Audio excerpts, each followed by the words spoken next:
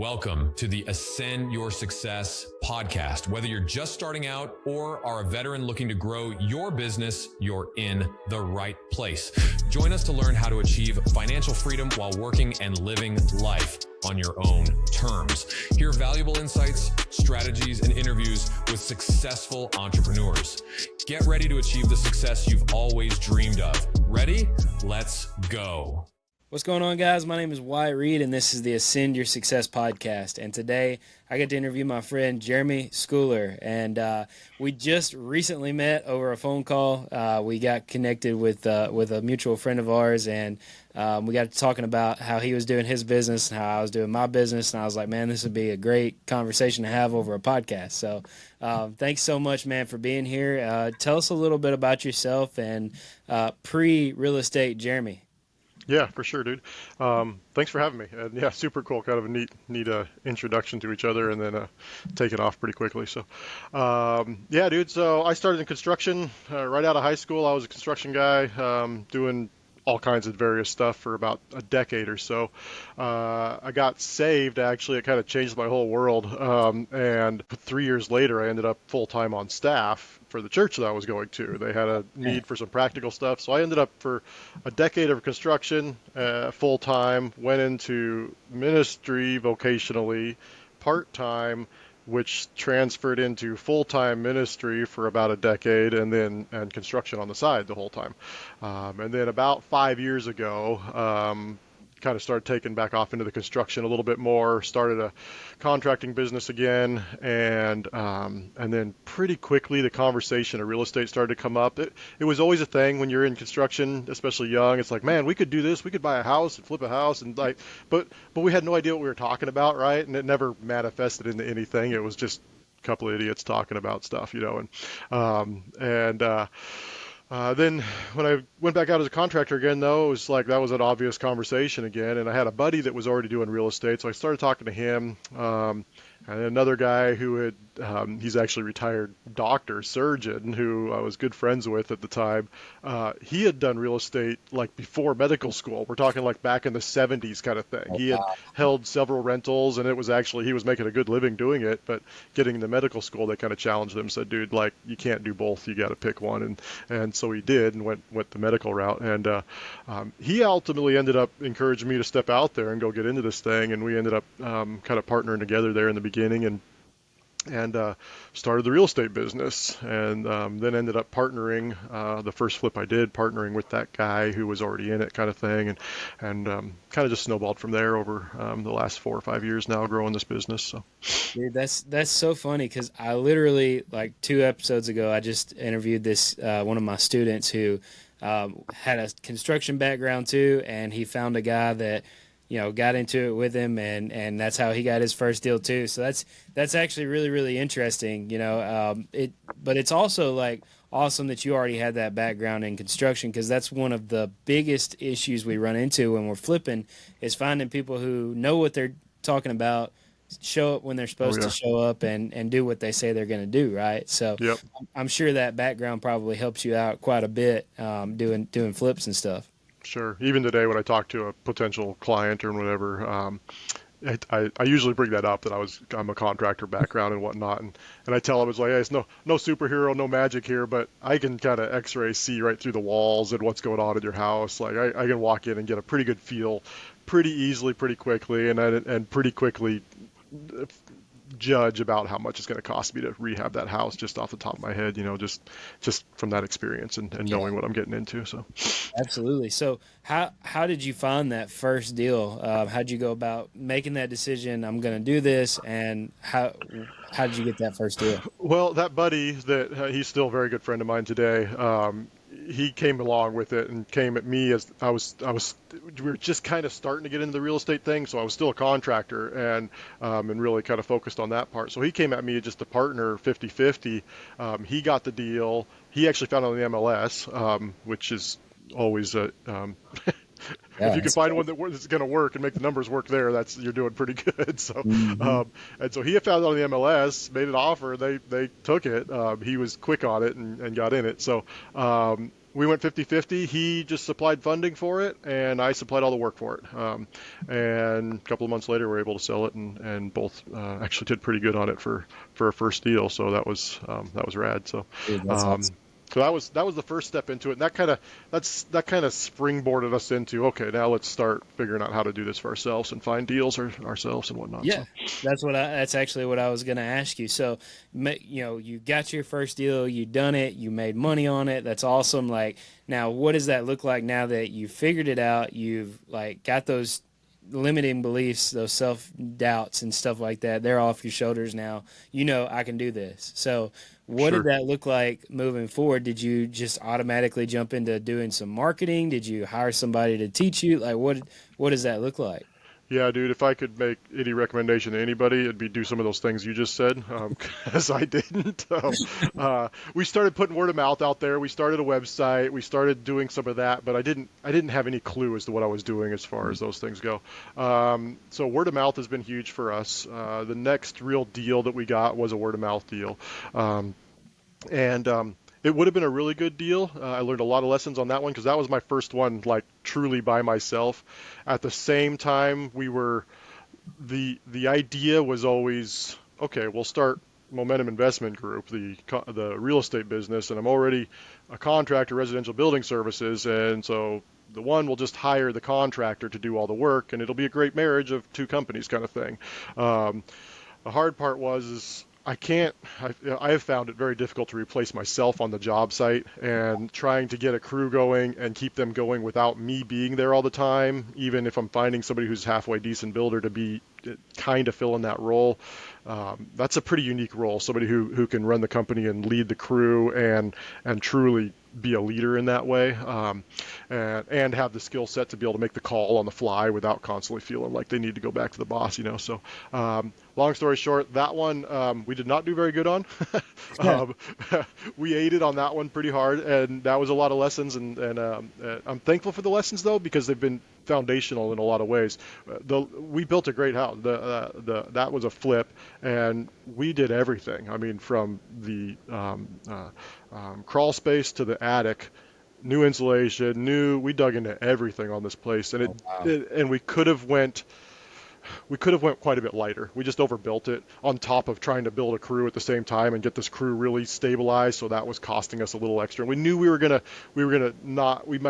might not do great on this one, but we went too far on that one, and so, but we had the capital at the time to be able to sustain that, and so we knew it, and it ultimately ended up working out in the end. But that would have been for somebody starting out that didn't have that background capital there, that would have been a killer for them for sure. Yeah, absolutely. And so unfortunately we were able to sustain that. But one thing that I tell my guys all the time is like, because they'll walk in, especially new guys, they'll walk in, they'll be like, oh, we can do this and that, and I would do, and they look at it as if they were going to live there. And one thing that I really, really stress to them to do is to go on the MLS, go on Zillow, find houses that have sold in the past 3 months, 6 months, whatever, and look at the renovations that they done. And don't recreate the wheel. Like, do what these guys done because it worked, right? Yep. They flipped it for whatever they done to it. And so that's one thing that I tell them. Hey, don't go in there looking at, oh well, if I lived here, I would do this. Go in there and do what it takes to sell it and move on, right? Yep. So how long ago was that? That first one would have been started that one in 2021, I guess. So, and sold it there late that year, I think. Yeah, so not too long ago, but I'm sure it feels like it's been forever. Yeah. We've moved on since then, and so. So how does in those 3 years, how does the business transform, or are you doing the same thing, or have you pivoted and done different things? Like, what does that look like now? Yeah, so kind of basically doing the same thing as far as marketing goes, and just doing it better, I'd say, and learning that way. One of the biggest things I think I've had to learn for myself is the business is the business. It is its own entity, and treating it that way, and treating it like a business rather than like my little baby or child or something personal to me. I mean, it's your business, and obviously that's personal, but you got to learn to treat it like it's its own entity and build it as such kind of thing, so that it can be self-sustaining and existing in its own way, and not be something that is trying to kill you and suck Yeah. the life out of you, right? So, but now SEO is huge for us. Website, the leads that come through SEO are by far, it was SEO and word of mouth are the two biggest and best leads for us. So we're pretty highly focused on that. And then I'm learning more about cold calling right now. Actually, I'm going through a cold calling campaign and working hard. That's how you and I met, is talking with Nick there, and learning through that, growing through that. That's challenging me to be like, okay, and set some real clear parameters with the business. Is like, okay, when do we call this successful? What does success look like? And how do we when's the point that we cut it, and when's the point that we say, okay, this is doing okay, we can work with this and start adjusting to make it better. And so Yeah. well, yeah, that's the You're always learning. You're always like, I always tell people, you've got to be open-minded. You've got to be able to pivot with things that pop up. You got to be a problem solver, right? And so it's awesome that, you're 3-4 years in and you're still learning about new marketing channels and testing out, like tracking your KPIs. We were talking about KPIs for those of you that are listening that are new. They stand for key performance indicators. So like, how much money did I spend on marketing? How many leads did I get? How many appointments did I get? How many, closed deals did I get? How much money did I make? Then truly, okay, well then I should be able to spend this much money and get this many deals, right? And so it's very, very important, no matter what you're doing, texting, cold calling, even the free lead sources like talking to wholesalers. How many wholesalers did I have to talk to get a deal, right? yep So like you should always be tracking those numbers, and just like what you said, if it's track it for 3 months, because 3 months will give you a trend, right? yep And at the end of 3 months, if you made money, cool. Can we amp it up, or are you happy with that? If you didn't make money, let's cut it and try something else, right? It's yeah always that process for sure. until you get where you want to be, right? And then Yep. sometimes it's still that process. Um, And if you don't set parameters like that up front too, you can really shoot yourself in the foot, because it's like, well, you didn't stick it out. You didn't follow through with it. And sure, I mean, any marketing channel, it takes work to make it start doing something. And so if all of a sudden you're like 2 weeks in, or even just a month in, and you're like, yeah, this isn't working, and you just cut it and you're on to the next thing that sounds like it's going to be the best, it's the shiny object syndrome, and you kind of shoot yourself in the foot. And then all of a sudden it's like, oh, that cold calling campaign that I've been nurturing that lead from that couple of weeks or month, it all of a sudden came through with something 6 months down the road, or whatever, and you're going, man, if I would have kept it going, and so you can kind of miss out on without following through on there, and yeah, 100%. And so like I was actually just talking about this with one of my guys, and he was like, man, I spent all this money on marketing and I didn't get anything. And like I was like, okay, well, tell me tell me your KPIs. And he didn't really have good KPIs, but I was like, you spent a lot of money, you should have at least got something. And so I was like, well, let's talk about your markets. Like, where are you marketing? And come to find out, he spent a lot of money over the course of, I think it was 6 months, but he stretched it out so paper thin. Like, he stretched it out over 2 different sure. counties and a couple other cities added into it. And it's like, oh, well, there's your problem. You stretched it out so paper thin that, you're not actually hitting the KPIs that you're supposed to, because it's stretched out. So you always got to track it, not only the marketing channel, but the market that you're in as well. It's like, make sure you're not tracking it as a big one campaign. It needs to be across the markets that you're in, right? Yep.